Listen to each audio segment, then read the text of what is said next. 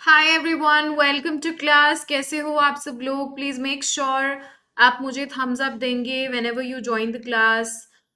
Make sure that you join me quickly, जल्दी से जुड़ जाइए। फिर उसी के साथ हम सेशन की शुरुआत करते हैं, अपने क्लास के साथ शुरुआत करेंगे। I am waiting for each and everybody to tune in here with me and then I am going to get started. जैसे जैसे आप क्लास ज्वाइन करेंगे आप मुझे कंफर्मेशन देंगे कि आपको मेरी आवाज़ प्रिम एंड प्रॉपर बढ़िया तरीके से आ रही है, सब कुछ बढ़िया है, audio video visuals everything, and then we are going to get started with our session. चलो, बताएंगे if I am audible and visible to you, and let's get started with the same.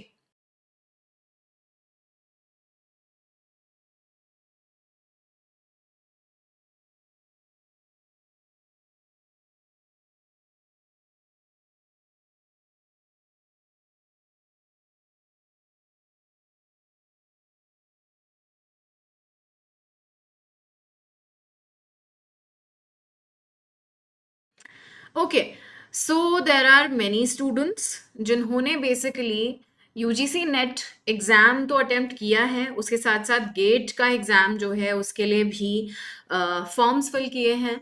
और गेट में भी आप लोग बहुत ज़्यादा interested रहते हो बिकॉज आपको एटलीस्ट पीएचडी करने का मौका मिलता है, and that too from an eminent institution जिनको हम आईआईटीज कहते हैं। तो यू गेट दिस एडवांटेज, अगर आप गेट क्लियर करते हो तो आप पीएचडी के लिए भी आगे बढ़ सकते हो उस चीज़ के लिए। So this is what it is. इस सेशन के अंदर हम क्या करने वाले हैं, हम गेट का 2023 का प्रीवियस ईयर क्वेश्चन पेपर पूरा प्रैक्टिस करने वाले हैं। अगर आप लोगों ने भी अपना अप्लाई कर रखा है तो आप लोगों को बहुत ज़्यादा बेनिफिटिंग होगी ये क्लास। लेकिन उससे पहले let me just talk about few things. तो ये आपके फ्री क्लास के टाइमिंग्स है right in front of you, as you can see 4 बजे आपकी क्लास होती है यूट्यूब वाली, जो कि आज 7 बजे हो रही है क्योंकि ये हमारा स्पेशल सेशन है। इसके अलावा 3:15 बजे आपकी मास्टर क्लास होती है, ये टोटली फ्री होती है आप लोगों के लिए, और 5 बजे आपकी पेड क्लास होती है। अगर आप में से कोई स्टूडेंट नया है यहाँ पे और आप मुझे पहली बार आप मेरा लेक्चर देख रहे हो तो प्लीज़ मेक श्योर कि आप सब्सक्राइब ज़रूर कर लें। अगर आप भी यूजीसी नेट या गेट के लिए प्रिपेयर कर रहे हो, so your subscription matters to me because I want you all to be connected with me, and that is what it is. Secondly, this is the Telegram channel. You can see, you can subscribe to my Telegram channel. All the updates, all the notifications, जितनी भी चीज़ें होती हैं वो आपको यहीं पे मिलती हैं। और क्लास से रिलेटेड जो भी छोटी छोटी चीज़ें होती हैं, अपडेट्स होते हैं, वो सब और इसके अलावा जितनी भी पीडीएफ्स होती हैं वो भी also you get here only in the same class as well. ठीक है, इसी के साथ आगे बढ़ेंगे। Now first and foremost let me tell you once again. So इस पर्टिकुलर लेक्चर के अंदर जो मेरा मोड ऑफ लैंग्वेज रहेगा that is going to be English. There is a reason behind it. जितने भी लोग गेट के लिए अपेयर करते हैं, the paper comes in English language only. ठीक है, so if you are well versed with English then well and good, you can watch the class. लेकिन अगर आप हिंदी मीडियम के स्टूडेंट हैं और आपको लगता है कि आपको गेट अपेयर करना है, देन आपको ये पता होना चाहिए कि इंग्लिश इंपॉर्टेंट है इस पर्टिकुलर एग्जाम के लिए, since you will be enrolling yourself in IITs और वहाँ पे ये मोड ऑफ लैंग्वेज चलती है। So in today's session we are solving GATE psychology 2023 question paper, and then इसी के साथ we are going to get started. ठीक है, first and foremost we are going to get started with the instructions of the class or the exam. So I'm sure whenever you're going to be appearing for your gate examination, the first and foremost things that you see on your screen is going to be the instructions. What are the instructions and what are the rules to this? Let me make you understand. So this entrance test is basically of multiple choice questions, which means you have MCQs here, and MCQs, in certain MCQs only one correct answer is your choice. ठीक है, there is only one correct answer in the MCQs. The time allotted for your entire paper is 3 hours. यानी कि आपको 3 घंटे मिलते हैं. You get 3 hours to actually complete your entire paper, and the medium and the mode of the examination will be in English. Therefore मैंने आपको पहले ही बता दिया कि अगर आप लोग English medium से हो तो आप I am going to be communicating in English only, and rest of you, if you are from Hindi medium, then GATE might not be the best option for you. You can still go ahead with your UGC NET exams. ठीक है, apart from this, The question paper and the whole exam is actually CBT based, which is computer based test, just like you have in UGC NET also, right? And apart from this, there are these kinds of questions which are being asked to you. So, firstly, there would be three types of questions which are there. There is your MCQs. MCQs are basically where you have one correct answer. Secondly, there is multiple select questions under which you have multiple answers which can be correct. ठीक है, multiple answers can be correct, can be क्या होता ही है, multiple answers correct होते हैं यहाँ पे.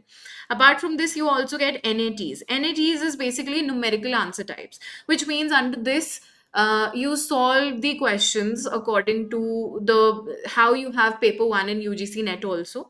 So there you deal with a lot of things where you have numerical based concepts, you have things where you have to solve word problems, compound interest, and all of that things comes under this only, numerical answer types. So this all comprises of your aptitude testing. Therefore, these are the types of questions which are present there. Now, number 5 is basically, this is really, really important that you should remember here. Every correct answer will give you either 1 or 2 marks depending on if you have made any mistake. If your answer is correct, and if the question says that it is of 1 marker question, then correct answer के लिए आपको मिलेगा one correct mark. If the question is of 2 marks, then you will get 2 marks only for the correct answer. If you attempt the question wrong, if there is any kind of wrong answers that you have given, it will result into negative marking. So this you must be aware of, because if you are aware of this, then you are sorted.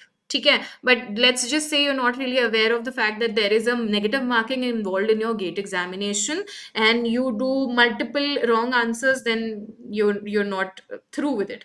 So you can see it again. For every 1 mark question, the negative marking is going to be 1/3 of it. You can divide it and you will get to know 0 point something will come, and you can just according to that only you can assess your mark. For a 2 mark question, the negative marking is going to be 2/3. ठीक है. Apart from this, there will be no negative marking for the wrong answers to the MSQs. Again, I'm telling you, if there is any kind of multiple select question and under which you mark a wrong answer, there will be no negative marking for that, right? This you must remember here. So I hope you all are ready. If you are ready, please make sure you give me a thumbs up. At least just say that you are ready in the comment section so that I get to know, I get the motivation to get started with my class here. So now, one thing I want to tell you, the entire 2023 paper, all the series of questions that you're going to be seeing, the numbers are as it is present there. You can just download it from the Google, and there you will find the entire PDF of it, and you will see the same numbers also, the numbers of the questions. I have put it out all together in the same format only. First question is asking you, Rafi told Mary, I'm thinking of watching a film this weekend. The following reports the above statement in indirect speech. Rafi told Mary that he dash off watching a film that weekend. What does it exactly mean? They're asking you a question that, okay, let me just fix something here. So Rafi has actually told Mary that I'm thinking of watching a film this weekend, that he will be doing it in future, right? This weekend, upcoming future. So, a very good evening, guys. Thank you so much for the confirmation, Miss Chatterjee. That means a lot to me. ठीक है, all right. So they say that upcoming weekend, he is going to be watching a movie, which means this is simply what? This is actually a direct speech here. This in itself is a direct speech. So now, under this question, they are actually asking you, when Rafi told Mary that he was supposed to watch a movie, so then what is going to be coming here? It is going to be in the past tense. Option number D is going to be correct. Previously, in the first statement, it says that the he is actually thinking of doing so. So there is a past action. There is an upcoming action. Future he is denoting. But here it is being asked that what did he actually mean by it? So it basically means that he was actually thinking of watching a film that weekend. That is what it is. ठीक है, all right. आगे बढ़ेंगे with the next question now. Another question, question number 2. All right, Bipneet, so good to see you that you are also attempting the same exam.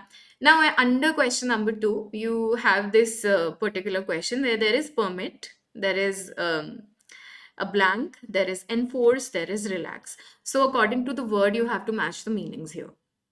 What you have to do here is you have to take a look at the relationship that they are forming.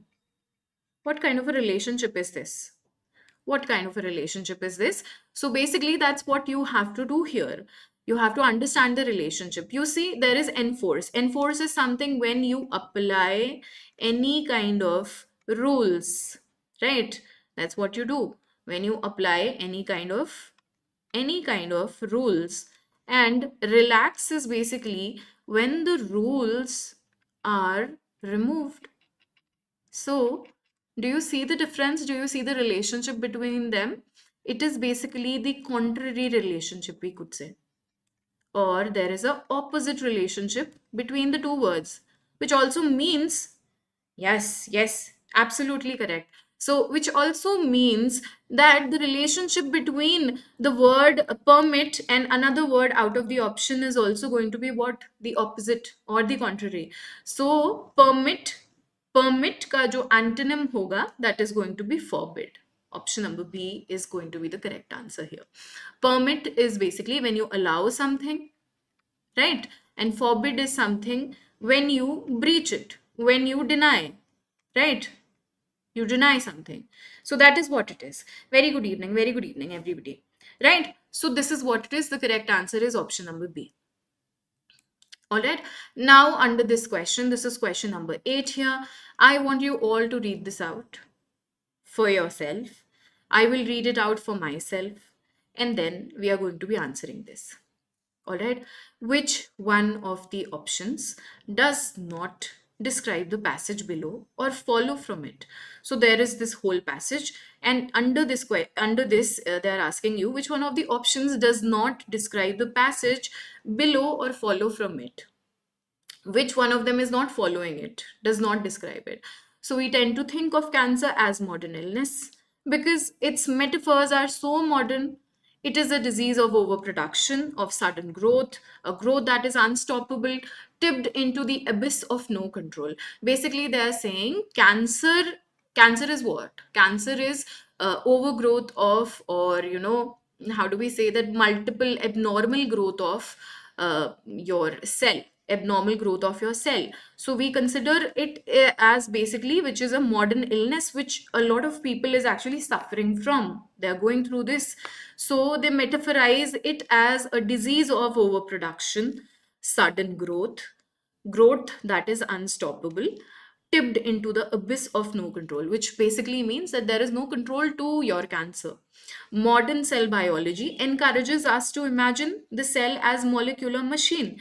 Cancer is that machine which is unable to quench its initial command to grow and thus transform into an indestructible or self-propelled automation. So basically what they're trying to say here is modern cell biology actually helps this cell to get into a molecular machine, right? And this machine can actually help in transformation of this particular disease that the person is going through.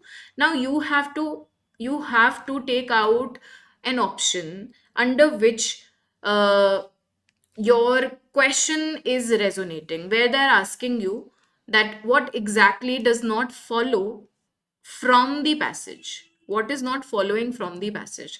That's what you have to recognize here. Now tell me, what is something which you feel is not recognizable according to the passage also.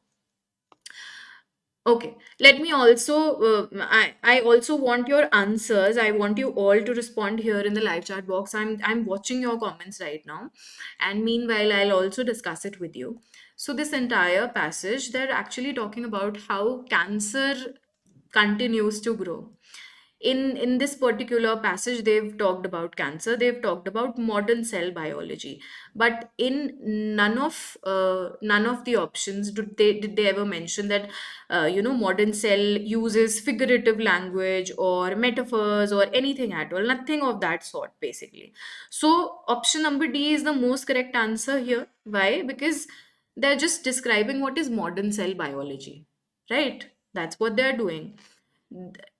All the options which are present here, all the options which are present here, option number A, B, and C, it says it is a reflection of why cancer seems so modern and most modern to most of us. Also, modern cell biology uses and promotes metaphors of machinery. Modern cell biology encourages metaphors of machinery, and cancer is often imagined as a machine. So technically, the last option which is present there, it is a contradictory option. It's actually contradictory in nature. Okay, so according to these questions, you just have to deal with the whole passage properly, read it out, try to write it down in the rough notebook and rough page that you're being given, and according to that, just assess whatever it is. Right now, I have a question here. Shivani is asking, ma'am UGC net code class होती है क्या यहाँ पर? हाँ जी शिवानी, शिवांगी, यहाँ पे classes होती हैं. आप चैनल को सब्सक्राइब कर लो. गेट और नेट दोनों की ही क्लासेस आपको यहाँ पे मिलेंगे. We are going forward. Question number 11 we have, which word below describes the idea of being both spineless and cowardly? So something that defines spineless. Spineless is a person who does not have a spine, which means they are not courageous. Not courageous, right? And cowardly is somebody who is, in Hindi we call it as darpok, who's fearful, right? Darpok or fearful. So the word which describes somebody as being spineless and cowardly is going to be option number A. Pusillanimous. ठीक है, excuse me for my pronunciation, but this is what it is. Rest of the words are not related to it. Option number A is the most correct. That's what you have to do here. All right, we'll move forward with the next question here. Now here you have to choose the right preposition. The right preposition to fill up the blank. The whole family got together dash Diwali. So this is during the time of festival. One thing you have to remember here, for the preposition, whenever we are referring to any kind of time, when there is a time, so there will always be the usage of at. That is going to be given. You are going to be using at whenever there is a time, constant time which has been defined in any of the question. When we talk about option number A would not go ahead with this because it's not, firstly, it's not accurate here. According to the question, also according to the statement, also the whole family got together at Diwali, right? At is basically something which describes your time. In will again not go ahead with the same, and ti is actually a misprint of two. Therefore, this is also not the correct answer here. ठीक है? All right, we'll move forward with the next question. We have a passage here now. Select the correct option to fill in the blanks to complete the passage. So we'll just take a reading of the passage and we'll see what kind of the question is being asked here. So the dash factor amid this turbulence has been the dash of high octane action oriented films such as RRR, KGF, Chapter 2 and Pushpa from film industries in the south of the country. Traditionally, films made in the South have done well in their own dash, but increasingly, their dubbed versions have performed well in the Hindi heartland with the collections, those of their Bollywood counterparts. So, the thing is, in the entire passage, they're actually mentioning how there are these movies. Firstly, there is this RRR, Triple R movie. Where did my cursor go? Okay. There is this movie, then there is KGF, then there is Chapter 2, then there is Pushpa. So all these movies, they are doing well according to what we understand from the passage. So we can see that there is a positive light in the passage. right? That's what we see here, according to however they define it. They also say that they have performed really well according to the Hindi audience also, and according to their Bollywood counterparts also. So this is what it is. So what we have to do here is we have to find the right words now that matches exactly uh, something which can be fitting in the passage itself, right? That is what we have to find. So here what we can see is all the options, as you can see, is it starts from disheartening or failure or channels or matching. This is in a negative light. Then again we see option number B, this showcases us a positive light, because the whole passage talks about the positivity of the films that they have mentioned. Then here again, shocking, then there is again a negative light. So all of them are going to be negative. The only correct answer is going to be option number B, because this is the only option which showcases the film doing really well in the positive manner. That's what you have to decide here. So it's all about your skills, your decision making. How do you understand the whole passage? How do you make out of the things that has been written here in the passage? So it's all about more of your decision making, right? And common sense also. All right. Shall we proceed further now? ठीक है. Are there any doubts so far? I hope I'm making sense to you. I hope you're enjoying the class also. You get some clarity here. Question number 16. The words thin, slim, slender are related in some way. They already tell you that there is a relationship between these three words. There is basically there is thin, there is slim, and there is slender. ठीक है, इसको मैं हटा देती हूँ. Identify the correct options that reflects the same relationship. Now you have to find a synonymous relationship here. They say the same thing only here. Synonymous, or we could say similar relationship, right? So when we say thin, thin is somebody who is, हम बोलते हैं कि पतला है. Thin यानी कि जो इंसान पतला हो सकता है. Again, slim defines the same thing. Slender also defines the same thing. Somebody who might be petite, who might be slim, who might be thin in nature, or has a fit body, we could say, because that's how we define usually. So what we understand here is these are the synonymous relationship that we can say, right? No, no, not right. Miss Chatterjee, that is incorrect. If you say option number C, no, that is incorrect.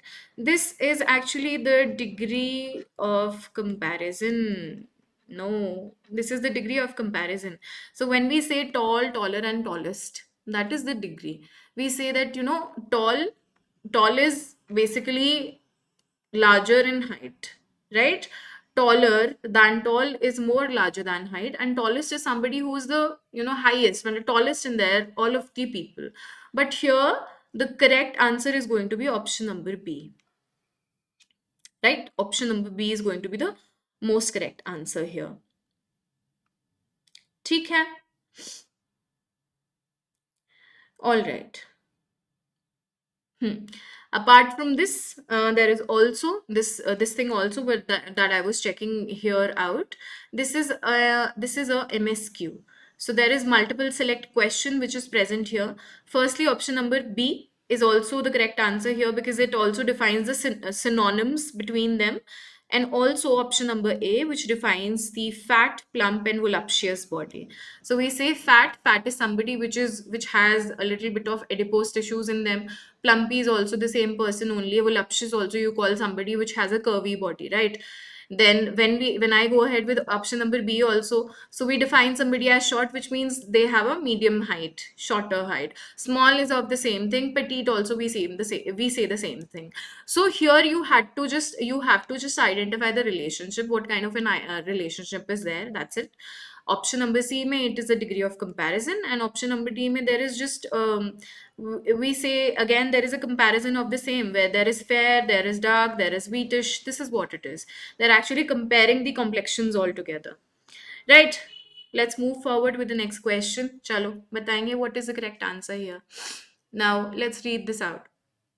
Question number 17, they're saying a pandemic like situation hit the country last year, right? 2020 में, resulting in loss of human life, economic depression, To improve the condition of its citizens, the government made a series of emergency medical interventions and increased spending to revive the economy. In both these efforts, district administration authorities were actively involved. So we get the light of the pandemic. So what exactly happened in pandemic? It resulted in a loss of human life. There were many people who were dying. Firstly, this is the keyword.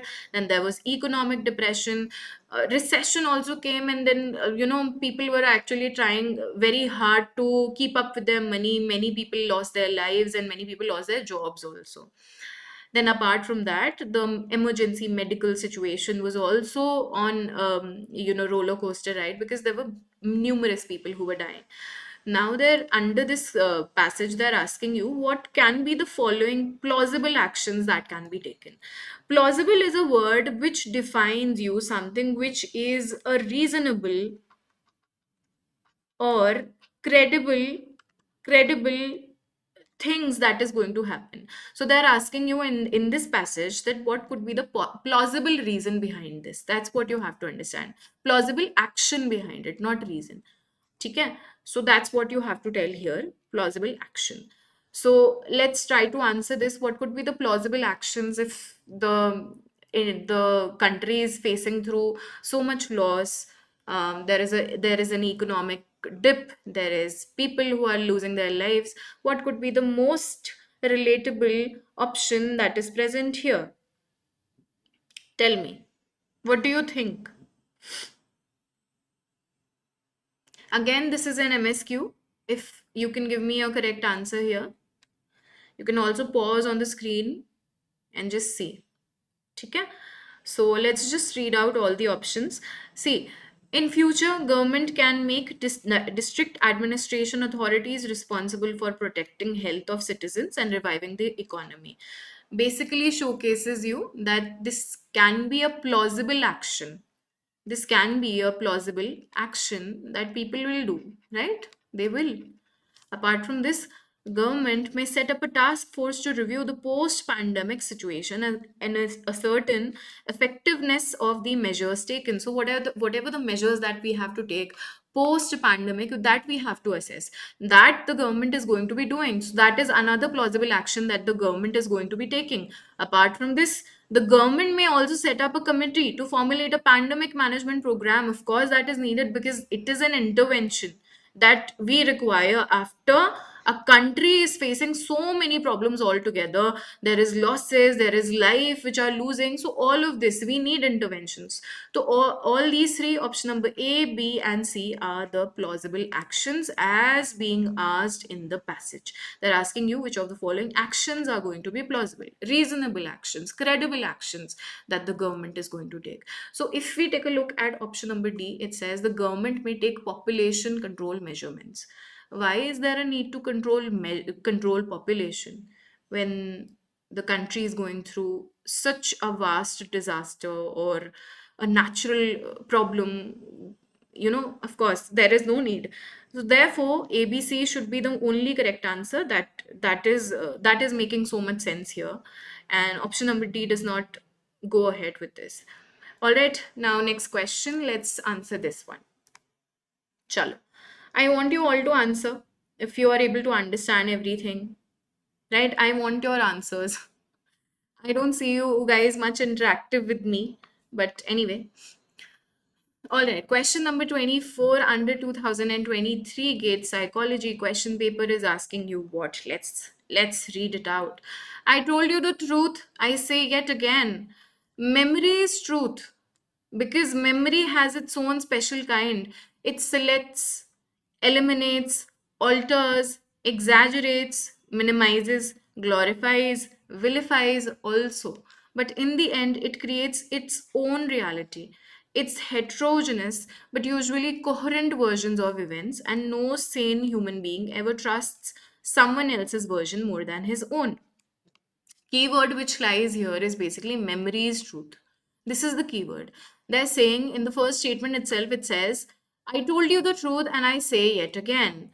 Which means, let's say, or if I try to quote this, I am trying to tell you that this is my reality of the truth that I have perceived for myself. And what I feel is the truth. I am actually telling you that, right? This is what it is. The whole statement says the same. So, yahan par now what you have to tell here is what are the different ways in which the truth can be understood from the passage? How do you understand the truth? You have to answer this now, all right? And I will just show it to you what are the options which are available. So, I want you all to answer here.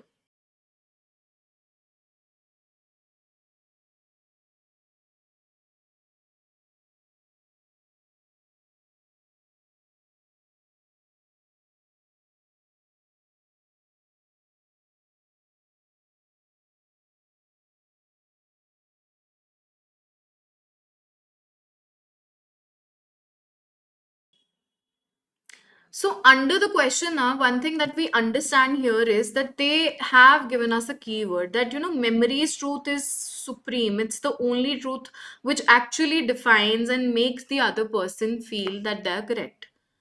If there is anything that you know, right, you've seen something, you have actually transpired that thing through your own eyes, you are going to be only making a decision and understanding that this is the only correct thing that I am seeing right now. That's what really happens. That's how reality works. That's how your truth will define itself, right? So, according to the question, also, when we say here, there are two options which are correct, option number C and D. Truth is the product of the memory, that is fallible, selective, and slanted. Truth is contingent on the observer and can only be partial. They're asking you what is the truth for you. So, memory is the truth. Memory for you that actually recognizes the truth, that is the truth for you. Anything which can be empirical evidence, nothing here, you don't have to prove anything. You have seen something and you recognize that into your own memory. That is the truth for you. जो आप देखोगे वो आपका सच है ना? जो चीज आपको नहीं दिख रही है वो आपका सच है ही नहीं, आप उसे कभी सच बोलोगे भी नहीं, right? Truth is also based on what can be perceived by the senses, truly, but it can also be an illusion. Come on, right? So, option number A and B would not go right ahead with this. C and D, jo hoga, that is going to be the correct answer because there is this keyword. Memory is equivalent to your truth. All right, let's move forward.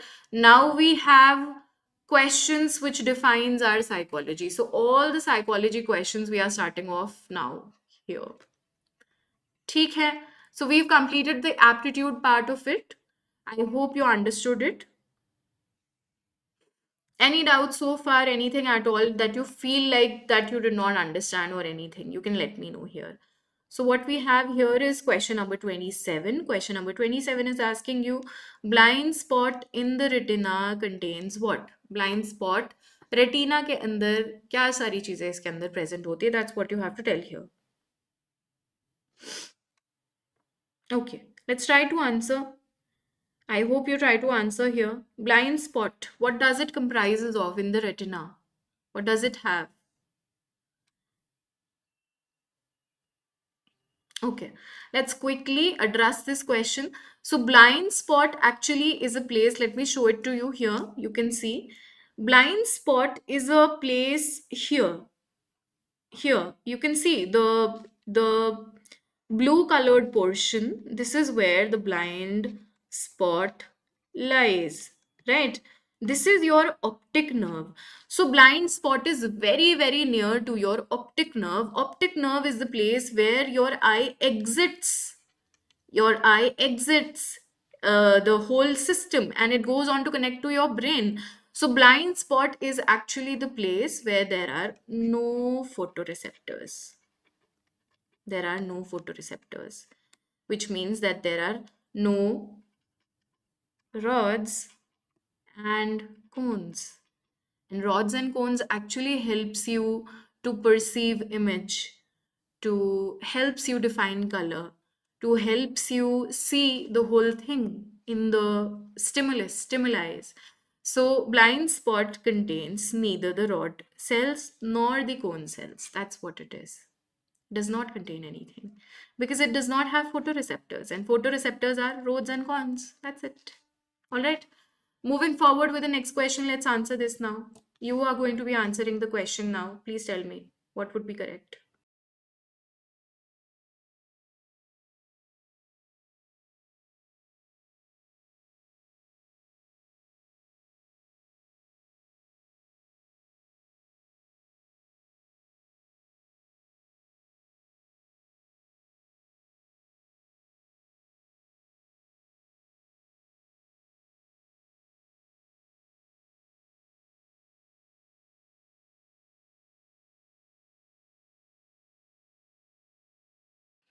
So when you take painkillers, it eliminates your pain and it increases the likelihood that the person will take painkillers again. What kind of an example is this?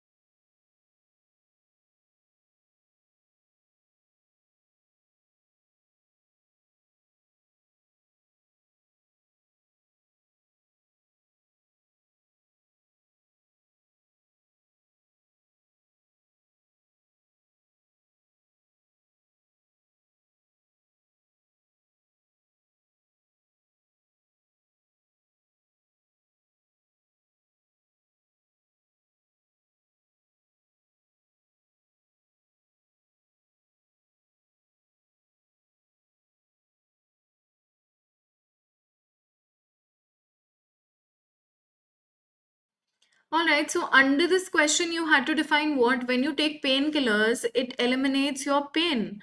What do we understand by this? We understand that pain is actually an unpleasant stimulus. And painkillers actually make you feel better, right? It creates a likelihood of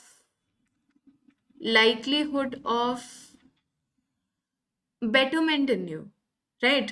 So it increases the likelihood of you taking a painkiller again because you have to deal with an unpleasant stimulus.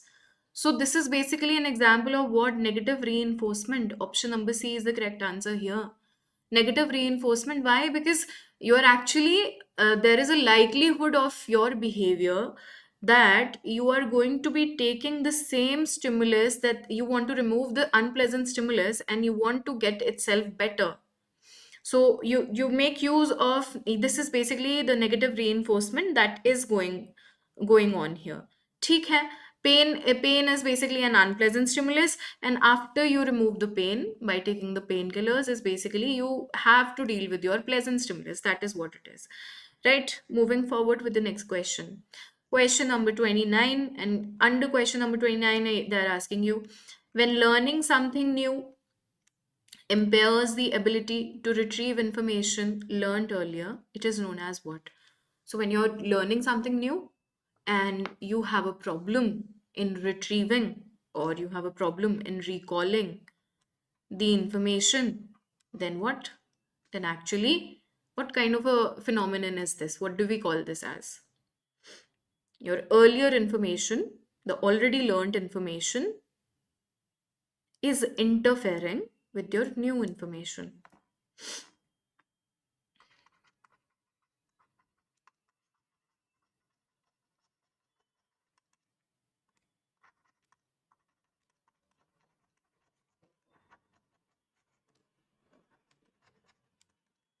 New information is interfering with the recall of previous information. This we call it as retroactive interference. Retroactive interference actually defines, where is my pointer yet again? Option number A. Retroactive interference is basically something that you have already learned in the past. ठीक है, something that you have learned ahead and you've learned it already in the past. So whenever you're learning something new in the future, it is going to be interfering with the same. Therefore that is the correct answer. Proactive is when you know you're learning some, you've already learned something and it is interfering with the already current information that you have in your brain. ठीक है, tip of the tongue phenomenon is when you are trying to recall something and it still comes in your mouth, but you're still not able to enunciate or give a word, give a description to that word. That is tip of the tongue phenomenon. And recency is something that so recently that you have actually read, right? Moving forward with the next question, question number 30. Okay. Iconic memory is a type of memory. Iconic is a type of memory which is known as what? That's what you have to tell here. Please tell me. What is the correct answer here? Iconic memory is a kind of a memory which is what? What kind of a memory is iconic? So, iconic is something which is your visual memory. It's your visual memory and that you can see, through which you visualize. And any memory which is your visual memory comes under your sensory memory. So, all you have to remember is sensory memory has its two parts. Sensory memory is of iconic type and is of echoic type too. Iconic is your visual and echoic is your auditory memory through which you can hear, right? We can also call it as iconic memory is also known as your eidetic memory. Iconic is also your eidetic memory. There is another word to it, so you can remember this one. Right, moving forward with the next question. Or, all right, cool. Let's move forward. Now, question number 31, they're asking you which one of the following components of language has to do with the practical or social aspects of the communication with the others. So let's say when you say thank you, when you say sorry, when you say good morning, when you say all the niceties of the language, like when you communicate with the other person. So all the practical social components of the language communication, the niceties of the language, niceties of the language, they are known as what? They're known as pragmatics. Option number C is correct here. All right, it is pragmatics. Phonemes is basically the sound component of your speech. Morphemes is the most basic, meaningful unit component of your speech, and syntax is basically the rules of the language. Right, moving forward with the next. Now, here in question number 33, they're asking you transduction of mechanical energy into nerve impulses in the auditory system takes place in response to bending of what? So कान के अंदर अगर mechanical energy nerve impulse में तब्दील हो रही है तो कान के अंदर भी ट्रांसडक्शन होता है. So we talk about even in eyes also we go through transduction in ear also, in auditory system also. So let me explain this to you basically. When we say transduction, transduction is basically conversion of light energy light energy into chemical energy, right? Or we could also say that it is electrical energies conversion into your chemical energy. And this usually happens in your eyes. When we talk about transduction in the eyes, light energy or electrical energy gets converted into chemical energy. But when we say in the ear, we say that there is the energy that is being converted is your mechanical energy is converted into your chemical energy. So this is what it is, and it actually bends your hair cells. So you hear things here. Option number B would be the correct answer. Let me show you a picture if I have one. So here you can see tympanum. Tympanum actually vibrates when your ear ossicle. This is basically your pinna. When pinna collects the sound waves, it sends it to the auditory system, the tympanic membrane vibrates, and it bends the hair cells in your ear or the auditory system, because of which transduction takes place in your ears. That is what it is, right? Okay, so pinna is the outer ear. That is, it's like this. This is your pinna. Incus and malleus, these are the three ear ossicles which are present in your brain. So you can say these are the three bones of the ear ossicles which are present: incus, malleus, and stapes. There is one more. These are the three ear ossicles which are there in your ear, right? Moving forward with the next question, question number 34. Let's answer this one. If you're able to answer this, let's do it. I want you all to answer, please. Under question 34, they're asking you which one of the following theories states that emotion occurs as a result of physical arousal and labeling of the arousal based on the cues from the surrounding environment. So there is a keyword which is present here, that is labeling. They're still asking you the theory of emotion, and they're telling you that when you see something, once you're seeing something, you feel your emotion and it creates a physical arousal in your body, and you also label that arousal. So which theory is this from the emotion aspect? Or we could also understand it like that: emotion is the result of your physiological arousal and also labeling of the emotion. So which theory is this?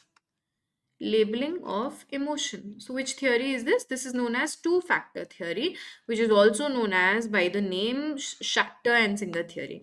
Schachter and Singer has actually given this theory where they talk about: you see a stimulus, you feel a physiological arousal because of that, and then there is a cognitive label. Then you define it, whether you see it as fear, you see it as being scary, you see it as multiple things, right? The emotion that you describe, and ultimately there is an emotion. That is what it is, right? Shakhtar and Singer theory, that is the correct answer. Option number B would be correct here.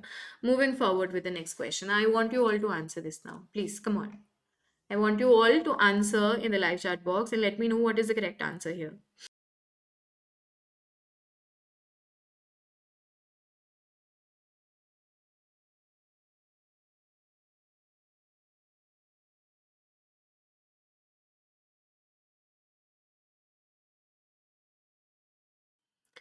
So, which one of the following is true for the pain gate control theory? Which among the following options is actually correct according to gate pain control theory? You have to answer in the live chat box. I'm going to tell you the answer. I'll also discuss it with you. लेकिन आप लोग भी answer करो, because I want you all to be interactive.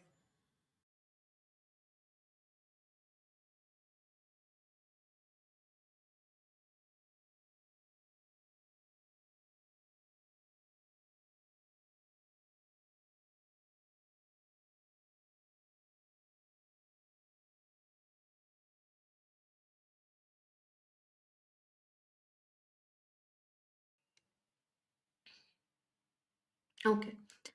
So when we talk about pain gate control theory, this theory is actually given by two people whose name are, as I write here, Meslick and Wall.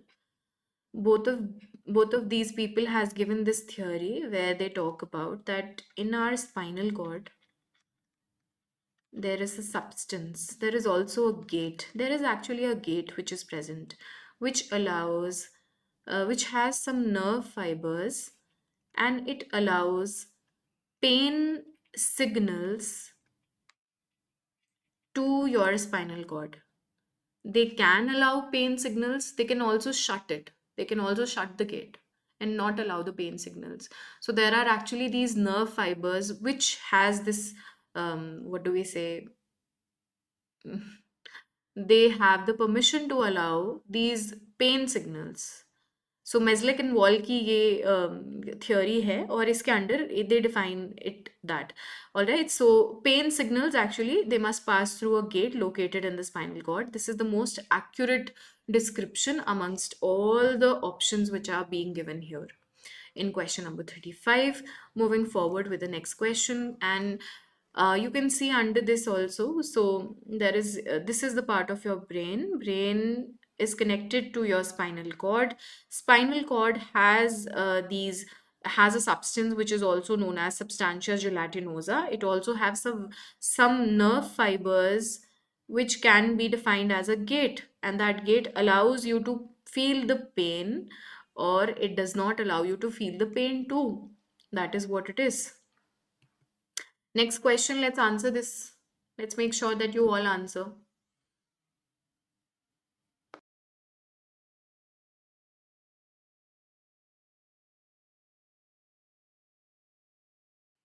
Now, under this question, they are asking you if being treated with warmth and consideration by others only when one behaves as expected is called as what? So, when we are actually expecting that the others is going to be behaving with warmth, consideration, and all. So, this is an expected behavior. That is what they are saying, right? So, what kind of a definition is this? What do we call this as? What is this exactly? How will you define this? Even in the options, if you say you see openness to experience, it's not going to be the correct answer here. Conditional positive regard is something when there is an expectations. You do it by what do we say, when it is expected of you to behave in such a manner. It is an expected behavior for a person, and especially it also defines Carl Rogers. It also defines Carl Rogers' psychology, where he talks about we give love, warmth, affection, and care to a person. We give a non judgmental area only when it is required, only when it is expected of it. So, conditional positive regard is the correct answer. Unconditional is when, without any judgment, you're giving love, affection, warmth, and care. Zone of proximal development is not going to be the correct answer here. This is related to your Vygotsky theory. Therefore, this is irrelevant to the question itself. Moving forward with the next question, let's answer this, guys. This is really easy. I'm sure many of you would be able to answer this properly and you will not have any problems here. Chalo, let's answer.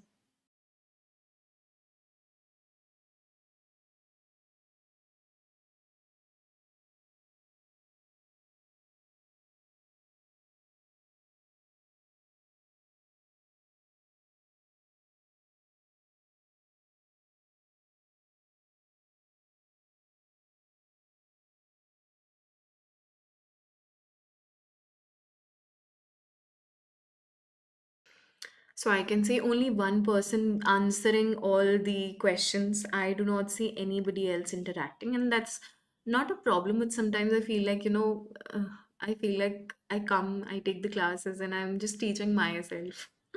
That's what I feel. I do not want to say it, but then what can I do in this? Which of the following is or are not the factors of the Big Five personality model? So you have to tell Big Five personality model के अंदर कौन सा factor नहीं है? Which one of them is not the factor? So basically, again, this could be an MSQ, right? This should be an MSQ. Let me also see. It is an MSQ. Question number 37, right? And the correct answers to this you can define using acronym, which is your ocean, or you can see it here also. So you see ocean, you see O, you see C, then you also see E, then you see A, then you see N. So when we talk about ocean, ocean has the whole definition of openness to experience, conscientiousness, agreeableness, extraversion, neuroticism, and the factors which are not present in your big five personality are your optimism and your humility. There are two correct answers because this is a MSQ, sorry. Multiple select answers are there, right? Moving forward with the next question. Now, under question number 38, you have to define what is true for creative individuals. What exactly is true for creative individuals? Let's understand that. So basically, when we talk about creativity, creativity has a base of intelligence. In psychology, when we define creative people has some kind of general intelligence, right? But is it important, or is it necessary, or is it liable that intelligent people will also be creative? Intelligent people can also be creative. Is it liable? Can you say that? Absolutely not. So, what we study in creativity is basically, it says that people who has some kind of creativity in them also has a general intelligence in them, but it is not definite that an intelligent person will also be creative. That is what it is, right? So question number 38, there are two correct answers. They say they're not afraid to be different. They're not afraid to be different. They're unconventional in their work. Option number B and D are the correct answers here. Creative individuals are people who want to stand out. They are unique. They are unique by nature. Uh-oh. They are unique by nature. They have a tendency to stand out also. And there are people who are not afraid to be different from others, right? So option number B and D is the only correct solution here.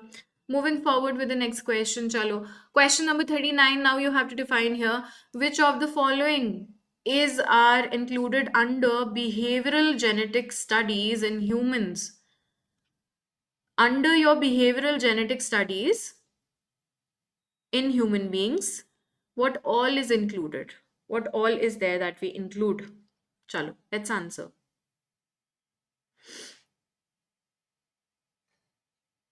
Again, let me also tell you this is an MSQ. Multiple select question, which means there can be multiple answers which are correct here. There are multiple answers which are correct here, right? Let's make sure everybody answers.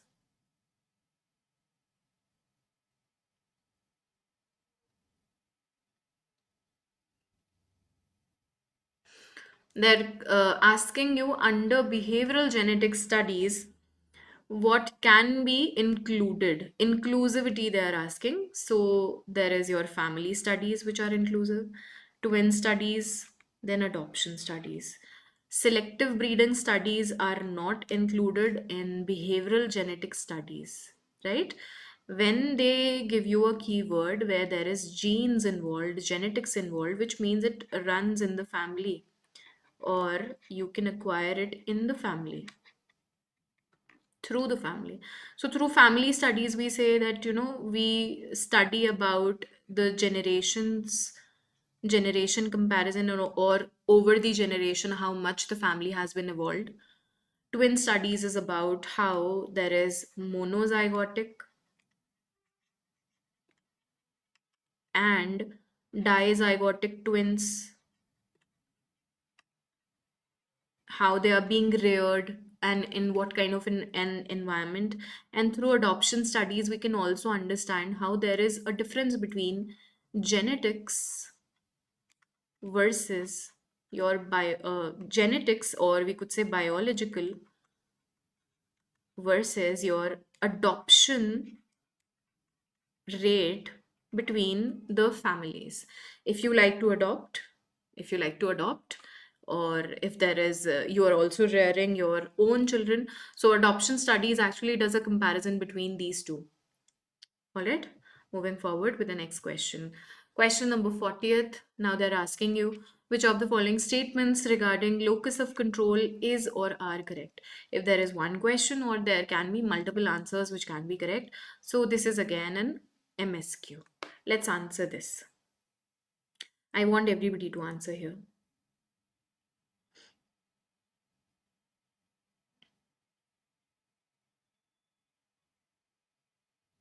Locus of control, when we define locus of control, what is it exactly?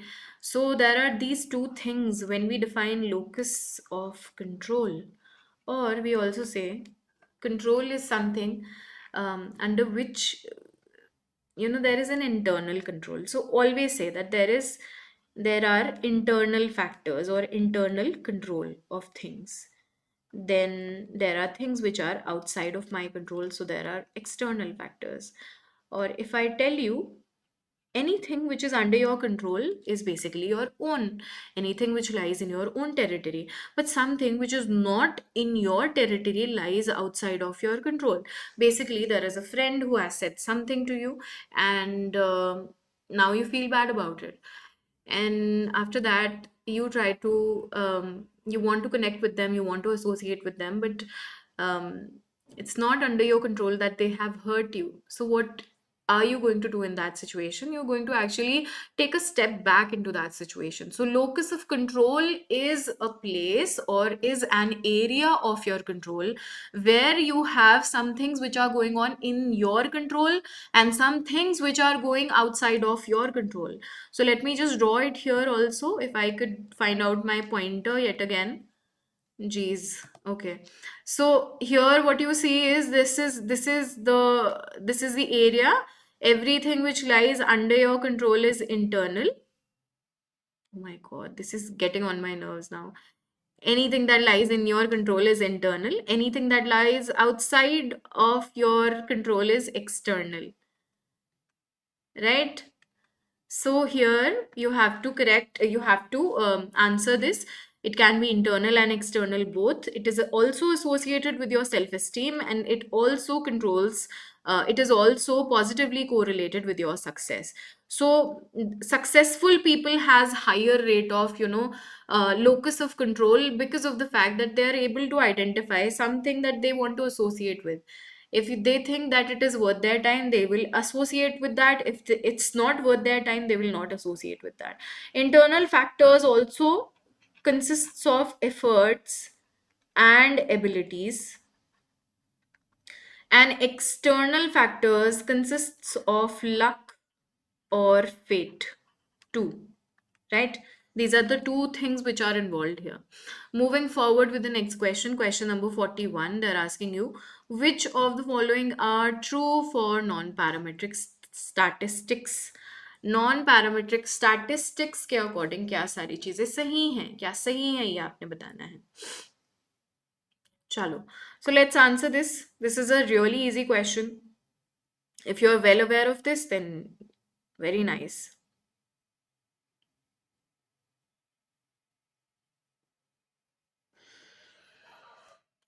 Non-parametric, which means we do not have a specific parameter under which we are going to be assessing our result or collecting our samples or doing things for our research. So under non-parametric statistics, these are actually often called as distribution-free statistics.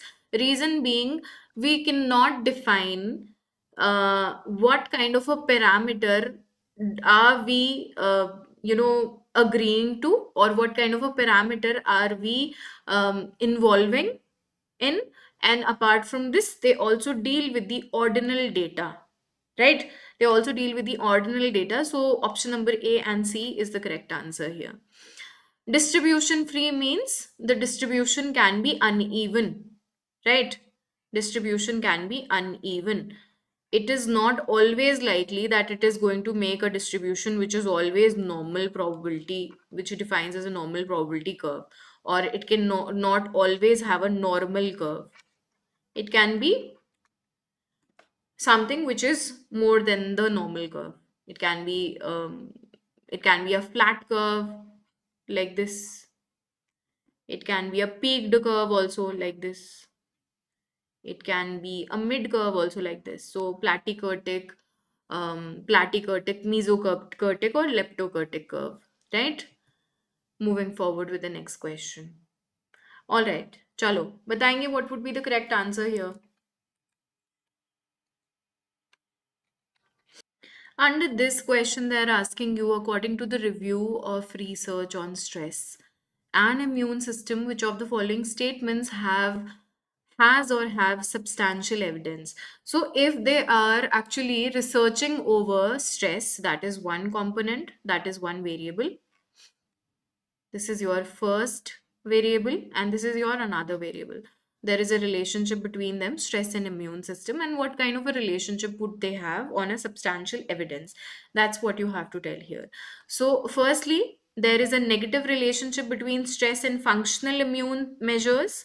And apart from this, loneliness impacts the relationship between stress and functional immune measures. These are the substantial evidences, as we can see, right? When we talk about stress and immune system, we can define this using psychoneuroimmunology.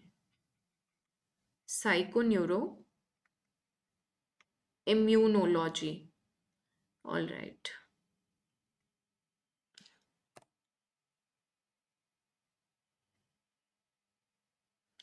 And this pointer will not let me actually write this down properly. Wait.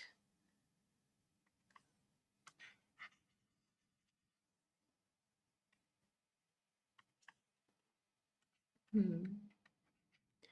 So when we define psychoneuroimmunology, under this study, we can actually assess how our immune system gets compromised because of the stress. When we have elevated levels of stress, it compromises our immune system. And if you study psychoneuroimmunology, you will get to understand a negative relationship between the stress and the functional immune measures. You can also understand how loneliness impacts the relationship between stress and functional immune measures. How? Because loneliness is basically how stress creeps in your life, and therefore, these are the two correct answers which are there, option number A and option number C. Moving forward with the next question. Chalo, next question you're going to be answering. Tell me what would be the correct one here.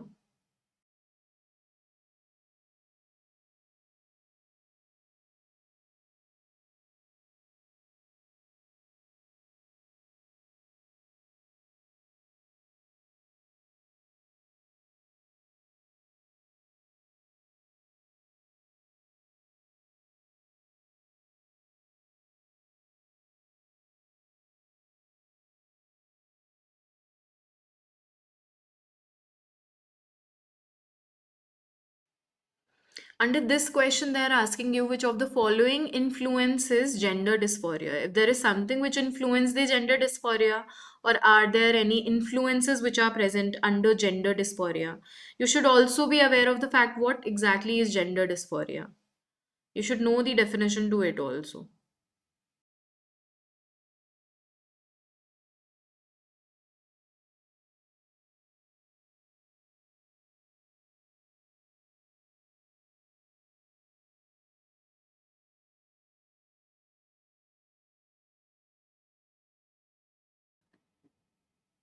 Okay. So I'm sure you must have came across many people who likes to who likes to identify themselves as not their genders, as some other gender. You must have met a lot of people over the Instagram, also on the social media, where they identify themselves as a cat and God knows what, as a frog, as a dog. There are multiple people who says that I identify as that. So, this is basically defined as something in the DSM also. They say it is one kind of pathological or clinical problem or impairment with the sexual orientation that the people are actually undergoing. It's a clinical problem that people are facing with their sexual orientation. So, usually, when we define a gender, we say there are only two genders. There is a male, there is also a female, and apart from this, there is a transgender. And transgender, we define it as someone who does not have a reproductive organ of a male or neither of a female. right? So basically, gender dysphoria is when there is, people cannot understand their sexual orientation. They identify themselves as something else. They cannot identify what exactly are they. So here under this, what are the influence of the gender dysphoria? Firstly, early childhood experiences could be the reason, socialization and also ADHD. These are the not ADHD, not ADHD. Prenatal factors, early childhood experiences, and socialization. These are the correct answers here. Option number A, B, C. You can also see these are some of the symptoms of the gender dysphoria that you can see here, right? Under the screen. Moving forward with the next question now. All right. So this is much more of a match of the column, and you have to just match it according to the correct options which are given here. You have a brain structure and you have their functions. Firstly, you have cerebellum. What does cerebellum do? Then thalamus, then your tectum, then your medulla. So when we talk about cerebellum, cerebellum does what? It controls your fine motor skills. Option number 3 would be the correct answer. Thalamus, when we talk about this, relays the information and also filters the information from the senses and transfer them to cerebral cortex. When we talk about the tectum is basically how a person can define their orientation, orients a person in the environment, which means how they behave, how they place themselves in the environment. And apart from this, medulla does what? It coordinates heart rate, circulation, and respiration. That should be the correct answer here. The option that is most correct here would go most likely with P would be your 3, Q would be your fourth, R is your 1, and S is your 2. Option number D would be the correct answer here. Moving forward with the next question, let's answer this question now. Chalo, let's answer. What would be the correct one? Which one of the following is established by the replication of research studies? According to all the options, which one of them can be established by the replication of research studies? So let's say when you were to replicate your research studies, what is something that has to be established, without which you cannot just function, or without which you cannot validate or replicate your research study? That is what they are asking here.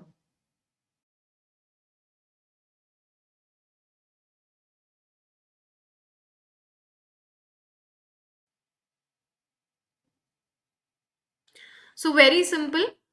For replication, very nice, very nice. For replication, see, in order for you to replicate any kind of study, let's say I have done a study on depression. I have done it.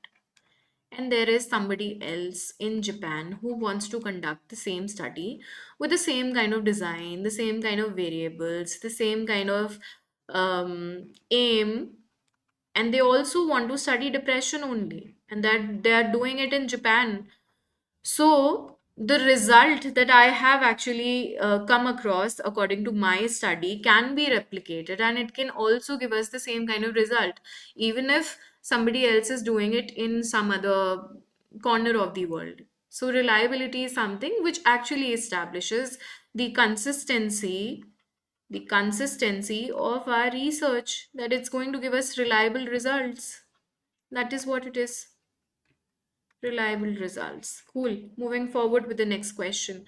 Chalo, next question on your screen. Let's answer. What would be correct here?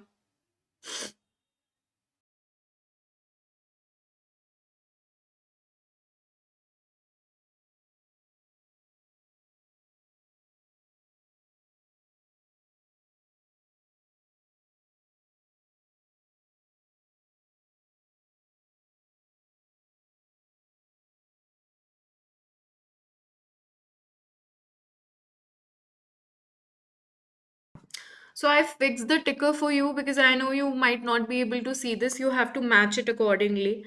You have to match according to the keywords. Make sure you pick up the keywords here. You have Weber's law, Stevens law, Fechner's law. So, what you must understand, firstly, you should understand the chronology behind all of this, right? Firstly, you should understand the chronology. Weber's law came first. Weber's law talks about just how you have a just noticeable difference, right? Stevens' law talks about the power. He talks about the power of your just noticeable difference. He actually shifts the attention from the little threshold or the stimulus threshold towards the power or the intensity of how much can you understand it. And Fechner's law is about the relationship, which is your logarithmic. What kind of a relationship does it make? That is what it is about. So here the keyword, when we say Fechner's law, you must have a keyword which talks about logarithmic relationship, right? Option number S would go with 3. Then Weber's law will go ahead with your magnitude of the stimulus, the smallest change that you can see. So P is going to be 1. Then Stevens' law is going to be talking about the physical intensity of the stimulus because it is about the power, right? And apart from this, there is signal detection theory, which detects the weak stimulus varies from moment to moment as per response bias. That is what it is, right? So that is the correct answer. P is 1, then Q is 2, and then R is 4th, and then S is your 3. Okay, all right. The correct answer is option number C here. Moving forward with the next question, let's answer this one now. You have all the options right in front of you in the screen itself. Let's answer this.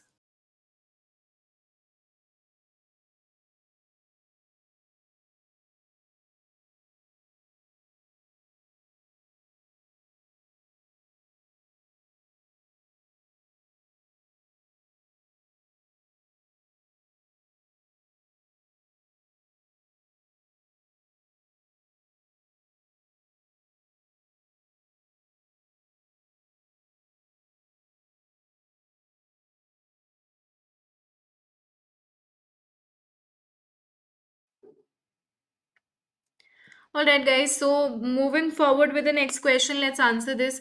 You have N neurosis. Under N neurosis, there is you can understand it through bedwetting. How there are people when they are asleep or they're deep in their sleep, they urinate. That is known as enuresis. Hypersomnia is basically excessive daytime sleepiness. Circadian rhythm disorder is basically how your biological clock, your circadian rhythm gets disrupted. Circadian rhythm gets disrupted. And apart from this, apnea is basically the blockage of the throat due to obesity. The person is not able to breathe properly. It is because of somebody being obese. So if somebody is obese, the throat or the blockage happens in your respiratory system, and because of that they are not able to breathe. That's what it is, right? So the correct answer is option number P is your 1. P is 1 here. Oh my god, oh my god, wait a second. P is 2 here. Hypersomnia is 1. Q is 1, and then R is your 4th, and then S is your 3, which means option number B is the correct answer here. Sometimes you just have to look too much into this. All right, question number 49 on your screen. Let's answer this one. Question number 49, they're asking you, Dash explains aging as a process of mutual withdrawal of individual and society, whereas Dash assumes positive correlation between activity and successful aging. That's what you have to answer. Let's answer this now.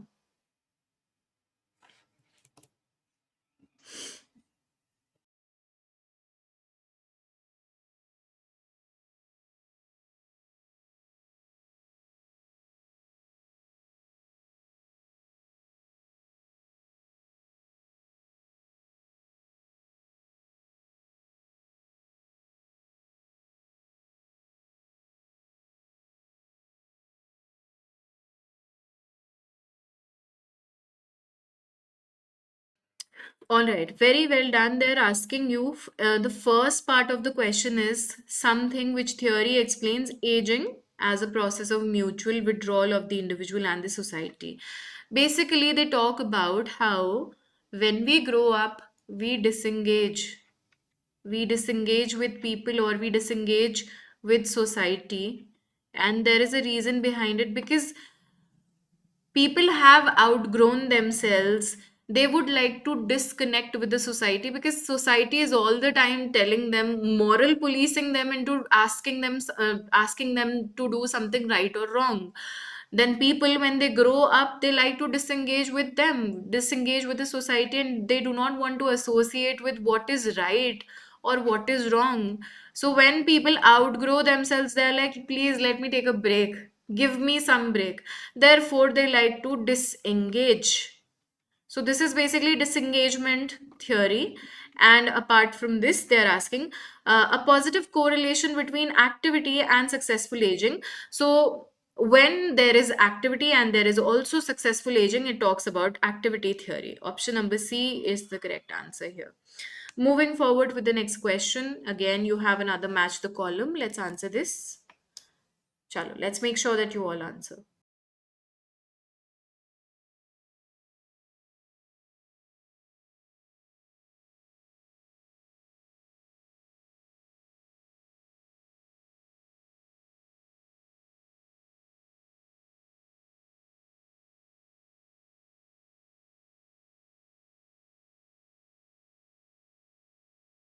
All right, a very well read person I have with me in the comments. Very nice, Miss Chatterjee. I cannot pronunciate your name, the first name, therefore I'll just call you Miss Chatterjee. Right? Okay, so here you have different kinds of effects, or the biases which are present here. So you see a Barnum effect, you also see reference group effect, you also see self-serving bias and self-efficacy bias. Let's answer this. Let's see how quickly you get this correct. All right, Arka Barna. All right. Happens with me also. People have a tendency to butcher my name. Therefore, sometimes I just tell them a fake name that, or sometimes I just create gaps or hyphens in between my name. I also tell them that this is my name, Mrinalini. See how easy is that, right? Okay, all right. Under this question, they're asking you different kinds of effect.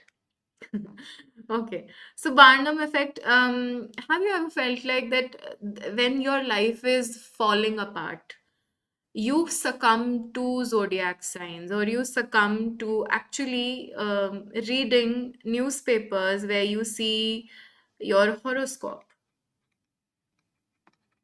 Have you done that? Have you also taken a subscription, or have a free chat with AstroTalk? Have you done that ever? So there are these multiple ads that they run on the Instagram, and they're like, okay, so if you're going through a breakup, or maybe, if you want to find out whether your partner is cheating on you, you must connect with us, because we are going to tell you whether you will be having a good relationship or not. So, right. So AstroTalk runs on Barnum effect. Let me tell you. और ये मैं हिंदी में भी बताना चाहती हूँ. There are so many people, even my students. मतलब I have felt this, and I want to be confidential here. But I have faced many of my students. They're like, "Ma'am, should we take a free chat of AstroTalk, because we want to know whether actually our life is really falling apart, can we do something about it or not?"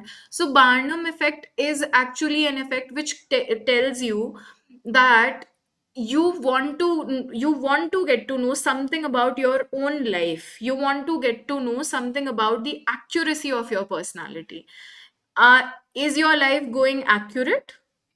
So, accurate personality or accuracy in your life is something which explains the Barnum effect, right? So, you can see the keyword here. If I could see here, okay. Barnum effect would most likely be describing the description of the personality, which is supposedly descriptive of oneself. So, when we see in the horoscope or in the zodiac sign, we usually see how okay, this defines my characteristics. So we like to associate with the idea कि अच्छा horoscope में लिखा था कि अच्छा मेरी life में मुझे आगे ऐसे कुछ करना है, तो आप उसके साथ अग्री कर जाओगे कि हाँ मुझे ये करना है, मुझे अफर्मेशंस लेने हैं, मुझे ये करना है. So all these stupid things, it's all Barnum effect. After this we have a reference group effect. Reference group is basically when you compare yourselves within the group itself, when there is a comparison within the group itself. So let me just find out the keyword also here. Okay, so hmm. So when you have this tendency to rate oneself with respect to one social and cultural group, reference group is about comparison in a group. Comparison in group. Now next is self-serving bias. Have you ever heard people where you are being promoted for a job and then they say that, I was somebody who was worthy and I was somebody who deserved the promotion, and therefore, my manager gave me an appraisal or gave me a promotion. And because you did not study well, or you did not perform your tasks well, or did not succumb to the deadlines, therefore you are not getting the promotion. So self-serving bias is something where you feel you have a tendency that you are somebody who is responsible for your own success, but for the failure you will actually project it on to the other people, right? The opposite of this is basically self-efficacing bias, the exact opposite. So this is the correct answer here. Like we say, the exam was difficult, that's why we scored less. That's totally correct. That's how we, but that is also a reaction formation. Not a reaction formation, but that is rationalization, if we say. That is rationalization with respect to Sigmund Freud. है ना? Cool. So P is to 4, and then Q is to 3, and then R is to 2, and R is to 1, sorry, and S is to 2. Option number B would be the most correct here. ठीक है? All right. All right, guys. So with this, I bring you to Guaranteed Selection Program. This is a program that has been launched recently by UGC NET category. I teach for UGC NET for psychology, and under Guaranteed Selection Program, what do we have to offer? Let me tell you that a little about this. So basically, Textbook Super Coaching has this particular program under which they give you a guarantee of you getting a JRF, but the only terms and conditions that you have to agree upon with us is basically just studying according to how the faculties tell you. So all you have to do is just study. That's it. Everything you are being provided here, live support is there. You also get a mentor through which you can connect 24/7. You can message them. You will also get a one-on-one interaction with me in every 15 days. If you have any doubts, you can just live ask them. So these are all the few things which are being given here. All right, and apart from this, we have more questions upcoming. Don't worry, I'm just just let me tell you this. So here in Guaranteed Selection Program, you get a guarantee that you are going to attain your JRF, and even if you are attaining for any kind of competitive exams under psychology also, so you get a guarantee that you are going to get your results completely. You're going to get it. You are a go-getter under this program. That is what it is. And also the fact, once you clear your JRF, you get a 40K stipend amount, along with an of 3 months, internship of 3 months in textbook office. So you can totally enroll for the same. Let me just show it to you quickly how to do that. I'll just show it to you how to do that, right? So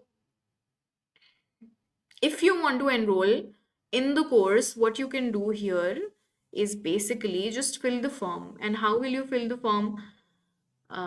Okay, so here you can see my screen right here, and you can also see under the chat, under the video section, there is a link which is present, the first link, Guaranteed Selection Program. All you have to do is fill the form. When you're going to fill this particular form, it will open up like this. And here you have the whole form right in front of you. You just have to fill in your details, everything, and just submit it.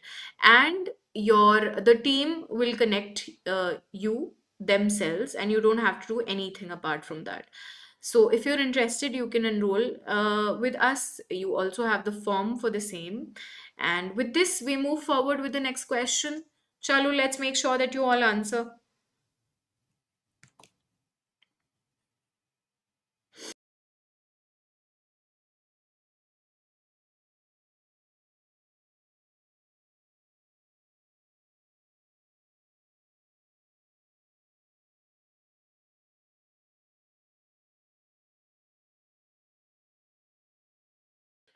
All right, so under this question, they are asking you which one of the following would resolve the basic dilemma of the social psychologist?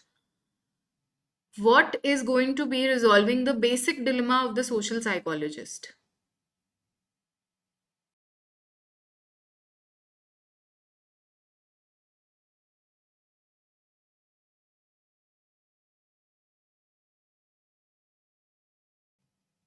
So, when we talk about social psychology or social psychologists, what could be their dilemma? Dilemma is something that they're actually dealing with a dichotomy or a problem, we could say dichotomy, or a confusion, we could say confusion in what aspect, that whether they should be doing this or not.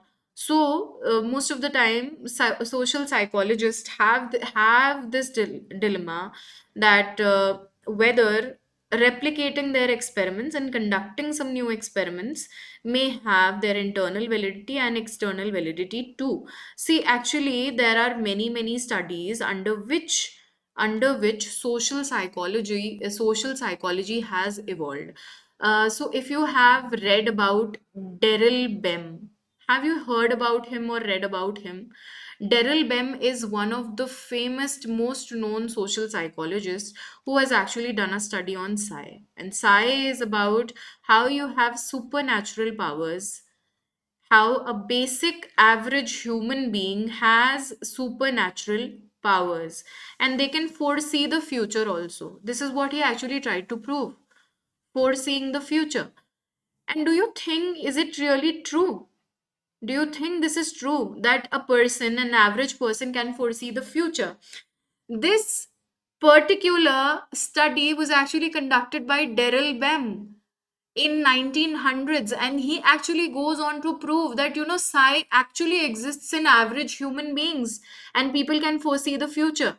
So the thing is, in 2011 and prior to that, when this particular research paper came out of Daryl Bem about psi, people were so inquisitive of the fact and intrigued of the fact that is this actually true. So they replicated the whole experiment, and after the replication, what they got to understand is that he was actually bluffing. He was bluffing, and the results could not be the same as he tried to prove. So which brings us to a problem in psychology, which is basically how there is a problem that was going on, which was replicability crisis was going on, and this got resolved in 2011. Do you even, I mean, can you understand this? This is a problem that was going on in the research industry with the PhD. The people who were conducting their PhD, they were making use of unethical things like p hacking, or they were doing things like manipulating their results according to how they like it to be. They could not understand the ethics and the designs of the PhD or the research. So they started manipulating and p hacking their values to actually get the same kind of result. And this was the problem that we were going through. So in 2011, this replicability crisis, it got resolved, and we started having much more ethical and more moral rules to actually doing a PhD. This is a basic dilemma that social psychology deals with. Chalo. All right. Next question on your screen. Let's answer this one now. I hope you understood something. You got to understand something which was totally new to you. Next question. Let's answer this.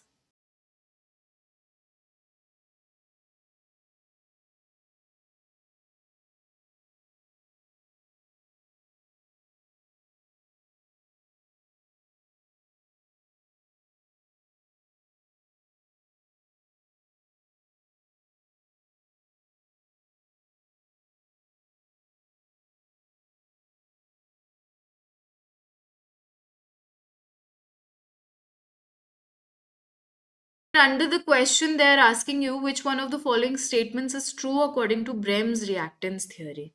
So, Brehm's reactance theory actually talks about the fact that how people have the tendency to react, right? This is how things turn out. When an individual feels that their freedom or control is being threatened by advice, they are motivated to protect their autonomy, right? This is what it is. Also, in this situation, the forbidden fruit becomes more desirable. That is what it is, right? So the correct answer here, a mild sign prohibiting spitting would be more effective in preventing and spitting than a strong sign. Option number A is going to be the correct answer. See, something when we try to push somebody on their faces that this is something that you have to do, they have a tendency to react to this. But when we try to showcase the same thing to them very mildly, then they have a tendency to understand this, right? Option number A would be correct here. Let's move forward with the next question. Chalo, all right. Moving forward with the next question, let's answer quickly. What would be the correct answer here?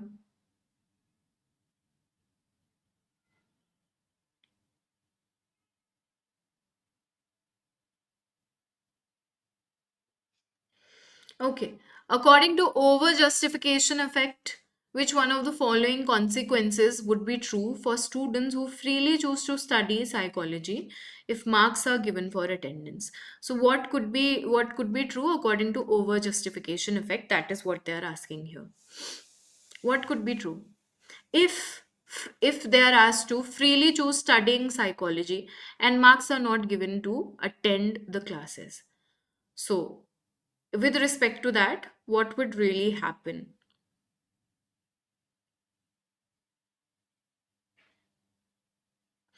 According to the over justification effect, it is basically there would be, decreased interest in the students of the subject, because most of the time people have the tendency to study or to conform only if they are getting a reward. If they are getting a reward, only then they comply or they conform to the rules or to the authority. That is what it is, right? So option number B would be the correct answer. So if there is no marks given for the attendance, no marks, so then there is no studying too. They would not be interested, which is simple. All right, cool. Brings us to another question. Question number 56. Large rewards and severe punishments are examples of which justification of behavior and result in the change of the attitude. This is what you have to tell here. Make sure that you all answer.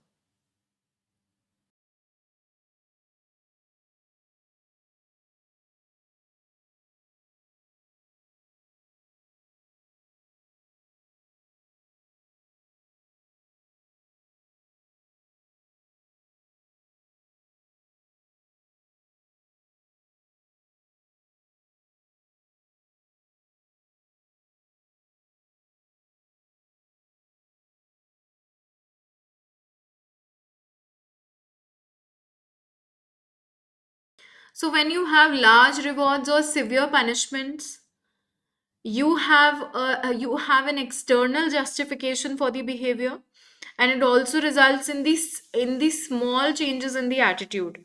That is what really happens here. Option number option number B is going to be, sorry, not B, not B. Option number D is going to be the correct answer, not B here. Moving forward with the next question, which of the following therapies is or are based on classical conditioning? Under classical conditioning, what would be the therapies which are involved here? So there is your systematic desensitization, which is the most correct answer. This is based on the principle of reciprocal inhibition, and under this reciprocal inhibition, under this, you are actually being taught how to stay stress free, or let's say calm, and this is paired with your anxious or anxiety filled stimulus.